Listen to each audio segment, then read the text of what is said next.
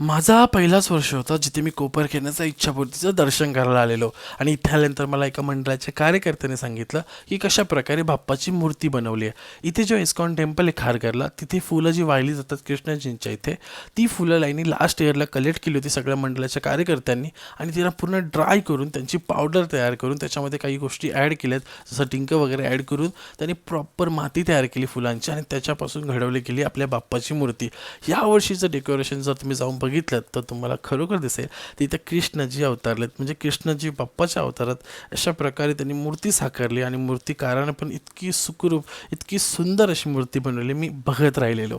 इथे आल्यानंतर मी दर्शन केलं. आपल्या जे ओळखीचे काही म्हणजे गोलूमोलू फॅमिलीचे जे ओळखीचे होते, ज्यामध्ये मंडळाचे कार्यकर्ते होते, त्यांनी आपल्याला इन्व्हाइट केलं होतं. आणि त्यांनी इन्व्हाइट केलं आणि पूर्ण माहिती दिली की वर्षभर हे कशी मेहनत करतात, कशा प्रकारे मूर्ती घडवतात, हे मंडळ किती काम करतं. आणि हे सगळं ऐकून मी थक्क झालो. आणि यांच्या मेहनतीला एक सल्यूट देईन की किती मेहनत करतात मंडळाची लोकं, की आपल्या बाप्पासाठी, आपल्या लोकांसाठी, आपल्यासाठी, आणि ते पण काहीतरी थॉटफुल.